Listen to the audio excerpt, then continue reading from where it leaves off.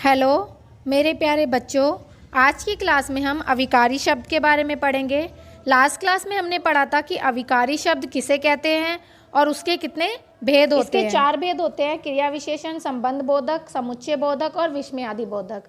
जिसमें से हमने क्रिया विशेषण के बारे में पढ़ा था डिटेल में, और आज हम सेकंड पढ़ेंगे संबंध बोधक के बारे में कि संबंध बोधक क्या होते हैं।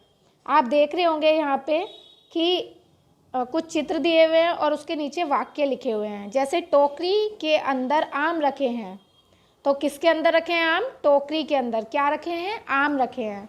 इसी तरह से खरगोश पेड़ के नीचे बैठा है। किसके नीचे बैठा है?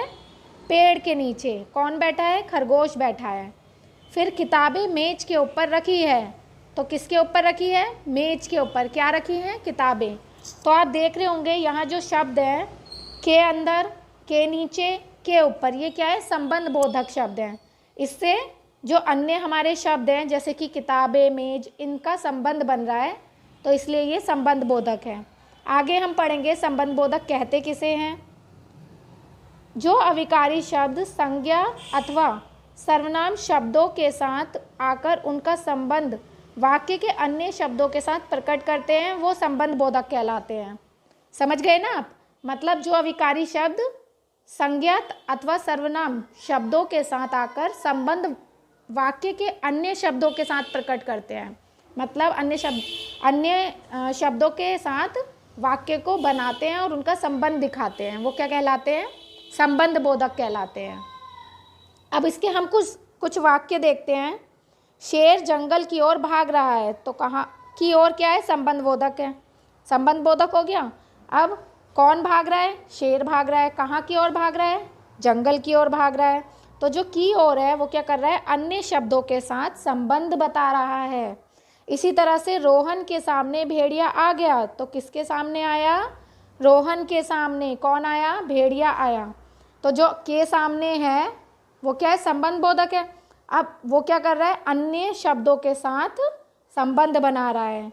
जैसे मेरे घर के पास एक हलवाई की दुकान है, तो किसके घर के पास है? मेरे घर के पास। किसकी दुकान है? हलवाई की दुकान। तो के पास जो क्या है वो भी क्या है? अन्य शब्दों के साथ संबंध बना रही है। तो इसी तरह से ये सब क्या है, जो इसमें के मारे की अपेक्षा, ये सब क्या है?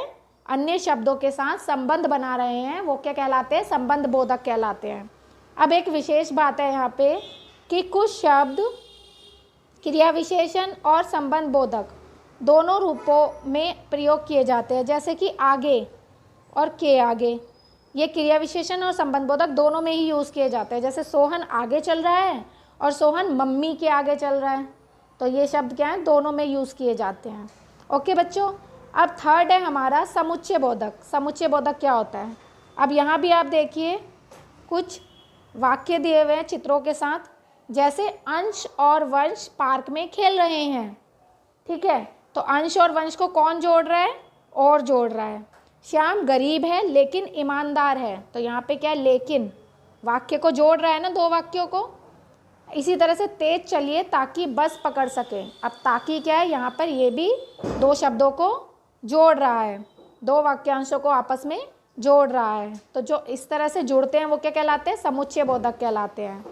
जैसे इसके बारे में हम पढ़ेंगे, जो अविकारी शब्द दो शब्दों या वाक्यांशों व वाक्यों को आपस में जोड़ते हैं वह समुच्चय बोधक कहलाते हैं। मतलब जो शब्द दो शब्दों, वाक्यांशों व वाक्यों को आपस में जोड़ते हैं वो क्या कहलाते हैं? एग्जाम्पल्स देखते हैं। यदि वर्षा होगी तो फसल अच्छी होगी। अब यहाँ पे क्या है? यदि और तो, दो शब्द, दो वाक्यों को जोड़ रहे हैं ना। इसी तरह से बड़ों का कहना मानो वरना पछताओगे। वरना क्या है? समुच्चय बोधक है। ये क्या कर रहा है? दो वाक्यों को जोड़ रहा है। झूठ मत बोलो अन्यथा तुम्हें दंड दिया जाएगा। अब जो अन्यथा है वो क्या है? दो वाक्यों को आपस में जोड़ रहा है। मैं बहुत व्यस्त था इसलिए तुम्हारे पास नहीं आ सका। इसलिए क्या है? मैं बहुत व्यस्त था अलग वाक्य है और तुम्हारे पास नहीं आ सका ये अलग वाक्य है। दोनों वाक्यों को कौन जोड़ रहा है? इसलिए जोड़ रहा है। तो जो दो वाक्यों को जोड़ते हैं वो क्या कहलाते हैं? समुच्चय बोधक कहलाते हैं। फोर्थ है हमारा, लास्ट हमारा है विस्मयादि बोधक। अब यहाँ पे आप कुछ देख रहे होंगे, कुछ चित्र है और उनके साथ कुछ वाक्य लिखे हुए हैं। जैसे उफ़ कितनी गर्मी है, तो उफ़ से क्या पता चल रहा है कि वो परेशान है और वो बोला है उफ़ कितनी गर्मी है। अब लड़की बोलती है आहा कितना स्वादिष्ट खाना है, तो आहा से क्या पता चल रहा है कि उसे मज़ा आया है। अब इसी तरह से नेक्स्ट वाक्य हमारा वाह क्या छक्का मारा है, तो वाह से क्या पता चल रहा है कि वो खुश है। ठीक है, तो इन वाक्यों से क्या पता चल रहा है कि जिन शब्दों से दुख, हर्ष, खुशी के भाव प्रकट होते हैं वो क्या कहलाते हैं, विस्मयादि बोधक शब्द कहलाते हैं। अब हम इसकी परिभाषा देखेंगे। जो अविकारी शब्द हर्ष, भय, शोक, आश्चर्य, घृणा आदि भावों का बोध कराते हैं वे क्या कहलाते हैं, विस्मयादि बोधक शब्द कहलाते हैं। ठीक है, जैसे हम कुछ इसके कुछ उदाहरण देखते हैं। समझ गए ना आप कि जो शब्द हर्ष, भय, शोक, आश्चर्य, घृणा आदि के भावों को प्रकट करते हैं, उनका बोध कराते हैं, वो क्या कहलाते हैं, विस्मयादि बोधक कहलाते हैं। अब जैसे कि है अरे यह तुम क्या कर रहे हो, तो उसमें कह रहा है अरे ये तुम क्या कर रहे हो। हाय मैं तो बर्बाद हो गया, वो परेशान होके बोल रहा है हाय मैं तो बर्बाद हो गया। सावधान पुल टूटा हुआ है। छी कितनी गंदगी है, तो इसमें क्या है, उनके भाव प्रकट हो रहे हैं। ठीक है, पता चल रहा है कि उन्हें भय, शोक, हर्ष, आश्चर्य, घृणा ये सभी पता चल रही है हमें, तो ये क्या कहलाएगा, वो विस्मयादि बोधक कहलाएगा। ठीक है, अब इसमें कुछ विशेष बात है वो हम देखेंगे। विस्मयादि बोधक शब्दों के पश्चात विस्मयादि बोधक चिन्ह अवश्य लगता है।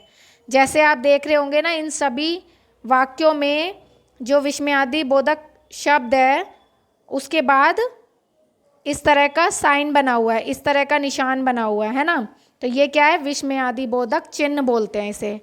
शब्दों के बाद ये चिन्ह हम जरूर लगाएंगे। ओके, नेक्स्ट है विस्मयादि बोधक शब्द वाक्यों के अन्य शब्दों के साथ कोई संबंध नहीं रखते हैं, ये अनायास ही हमारे मुख से निकल जाते हैं। जैसे हमें कुछ चीज़ अच्छी लगती है तो हम बोलते हैं वाह, ठीक है, बोलते हैं ना ऐसे, तो इनका वाक्यों से कोई संबंध नहीं होता क्योंकि ये हमारे मुंह से अपने आप ही निकल जाते हैं। ठीक है, जैसे हम कभी कभी बोलते हैं छी कितनी गंदगी है, तो ये अपने आप से निकल रहा है हमारे मुंह से, ये कोई वाक्य नहीं है। ओके बच्चों, तो मुझे आशा है कि आपको ये सभी समझ में आ गए होंगे और जो आपका चैप्टर है अविकारी शब्द आपको पूरा अच्छे से समझ में आया होगा। आज की क्लास आपकी यहीं ख़त्म होती है। Thank you.